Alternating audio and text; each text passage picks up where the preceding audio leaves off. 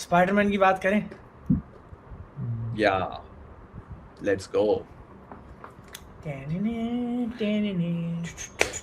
भाई। गाइस मैं स्पाइडरमैन बहुत के लिए एक लाइक हो जाए।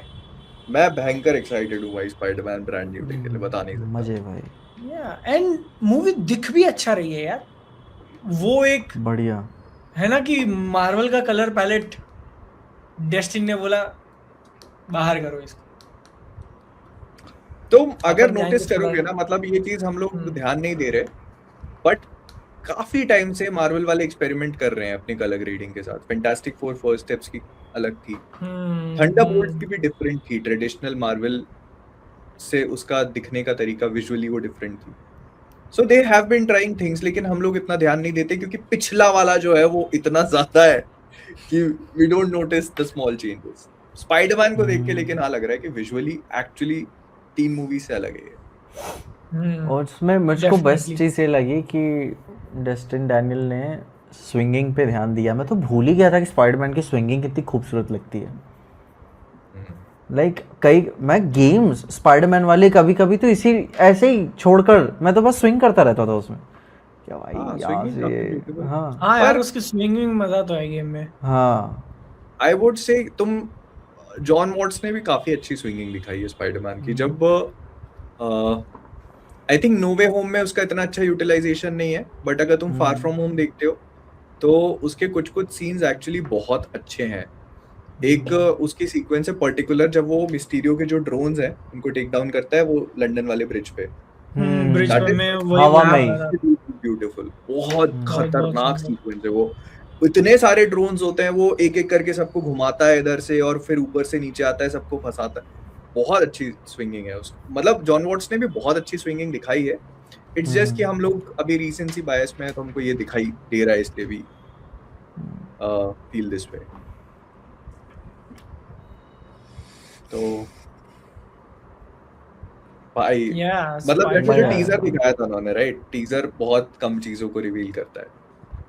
फिर ट्रेलर पे आए तो you get the absolute right amount of things जो तुम्हें एक ट्रेलर से चाहिए। मतलब इतना परफेक्टली बैलेंस्ड ट्रेलर है उसका कि तुमको वो हाइप अप कर देता है, साथ में चीजों को स्पॉइल नहीं करता। You know Hulk is there, तुम्हें पता है। टीजर में ब्रूस बैनर दिखा दिया तो ट्रेलर में भी हल्क हो गई, मूवी में हल्क हो गई, यू नो, तो उन्होंने रिवील कर दिया। छोटे छोटे स्कॉर्पियन और हैंड वैंड दिखाते जा रहे हैं, जो बिगर थ्रेट है वो छुपा लिया। तुम क्या लग रहा है नहीं, ये क्योंकि हाँ बोलो। मतलब वो ट्रेलर में बैलेंस बनाने वाली वही बात है ना कि उन्होंने अपने को एक आइडिया तो दे दिया कि कहानी किस बारे में होगी, ठीक है, but you are still not absolutely sure कि कहानी में होगा क्या।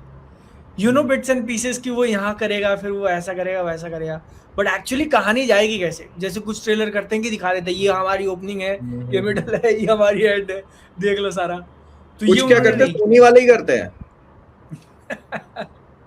मास्टर्स ऑफ द यूनिवर्स का था क्या? भाई कितने हो चुके हैं अभी तक, कहाँ से शुरू करना है बताओ। या ओ उनका जो पूरा यूनिवर्स था वो तो अमेजिंग स्पाइडरमैन 2 की पूरी कहानी थी ट्रेलर में, पूरी अमेजिंग स्पाइडरमैन 2। यार उस टाइम तो बच्चा था तो मेरे को पता भी नहीं चला वो। नहीं, मेरे को भी नहीं पता चला था, मैंने दोबारा से ट्रेलर देखा था उसका कुछ टाइम पहले। राइनो का जो इकलौता शॉट था उस पिक्चर में वो भी उन्होंने ट्रेलर में दिखाया। हाँ ये था राइनो। मेरे मेरे को याद है क्योंकि मैं पूरी पिक्चर खत्म हो गई एंड फिर राइनो आया, फिर राइनो उतने पे कट गया। मैं क्या भैंचोद, बस इतने के लिए चूतिया काटे थे मेरा। ठीक है, बचपन में बिट्रेड फील हुआ था मैं। यार लेकिन एक अच्छा हुआ ये डिस्कशन आया, एक चीज जो देखकर मैं जेन्युइनली ऐसे अंदर से हैप्पी हो गया ना कि इसके ट्रेलर के स्टार्टिंग में दिख गया था कि उसके सूट में ये जो ये रिंकल्स है ना, रिंकल्स वगैरह उन्होंने डाले हुए इस वाले सूट में, वरना पिछली 3 मूवीज में एकदम वो फ्लैट चिपक के रहने वाला था। और वो देखकर मेरे को अमेजिंग स्पाइडरमैन का वो ओपनिंग शॉट याद आ गया जिसमें वो ऐसा नीचे गिर रहा होता और कैमरा पीछे से सूट हिल रहा है उसका। अरे बहुत बहुत बढ़िया। वो काफी रियलिस्टिक वाइब देता है कि हाँ ये इसने खुद से बनाया हुआ है एंड कपड़ा है इसलिए वो फ्लिकर कर रहा है हवा में। बढ़िया। मुझे ये जानना है कि भाई इनकी दोस्ती यारी बनी कहाँ से फ्रैंक के साथ। हाँ हाँ, कौन सी पार्टी में कॉन्टैक्ट्स बनाने गए थे? आई थिंक मेरे को लगता है कि पता है कैसा होगा they'll just come across each other. वो जो ओपनिंग एक एक्शन सीक्वेंस में, हाँ, वो opening जो action टैंक वाली sequence में। सीक्वेंस है ना, हम्म, उसमें स्पाइडरमैन भी उन्हीं के पीछे लगा है, फ्रैंक भी उन्हीं के पीछे लगा है, तो बस हो गई। Make sense, yes. या हमको ये नहीं दिखाया जाएगा कि भाई पहले से जानते हैं पहचानते नहीं। बातचीत हुआ, आई थिंक उसी में एस्टैब्लिश कर ही देंगे थोड़े से में। एंड आगे चल के फ्रैंक इम्पोर्टेंट होगा, क्योंकि जो भी वो मिस्टीरियस पावर है जो लोगों को फ्रीज करवा दे रही है, वो उस पे काम नहीं कर रही है, फ्रैंक के ऊपर और स्पाइडरमैन पे भी। नहीं तो क्योंकि वो तुम उस शॉट में फ्रैंक हिल रहा है ना। नहीं तो तुम वो शॉट फिर से देखना। आई फील कि वो जो वेव जनरेट हो रही है, फ्रैंक उसके रेडियस के जस्ट बाहर है। तो मुझे वो लगा जहाँ उसके पे- पीछे के लोग भी फ्रीज हो गए थे। नहीं, वो भाग रहे हैं पीछे वाले लोग, तो फ्रैंक उसके रेडियस के जस्ट बाहर खड़ा हुआ है। ओके, ये हो सकता है। या एंड क्योंकि वो पता चल चुका है स्पाइडरमैन को उसके बारे में, तो जब एमजे खतरे में होगी, एमजे का लाइफ खतरे में होगा, तो वो उसी के पास लग जाएगा कि we need a place to crash. या एंड तेरे से अच्छा तो कोई जानता नहीं हूँ मैं भी। हल्क था, लेकिन हल्क बड़ा मेरी मारने में ही लगा हुआ है। वही उसका बेसिक आइडिया ये है, क्योंकि स्पाइडरमैन को कोई जानता नहीं है, लाइक पीटर पार्कर को कोई नहीं जानता, और उसके पास कोई भी फ्रेंड्स नहीं है, कुछ नहीं है, तो एक बंदा जो उसको मिला इतने टाइम में, फ्रैंक कैसल, तो वो उसके पास लेके गया उसको, जो एक्चुअली वैसे भी बहुत ही छुप छुपा के रहता है ना। तुम्हें क्या लगता है इसमें ग्रे हल्क देखने को मिलेगा?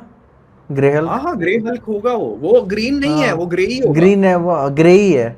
हाँ, वो उन्होंने उसको अपना जो ग्रीन ने कर दिया है अभी लास्ट मोमेंट पे, उसके वीएफएक्स करके थोड़ा सा, वो है ग्रे। वो ट्रेलर का शॉट जब फाइनल हो गया होगा ना, तो उन्होंने ऐसा ग्रीन उसमें सिलेक्ट किया होगा, उसका सैचुरेशन बढ़ा दिया होगा कि इसको हरा कर दो। हरा कर दो। तो वो होगा ग्रे। बाकी तुम्हें क्या लगता है कि ये मूवी अभी भी लाइक स्पाइडरमैन के लाइक सोलो कहानी के ऊपर है, या फिर they are like pitching the multiverse thing इसमें? Solo just like Spiderman 2 mental problem, ये उसकी प्रॉब्लम है।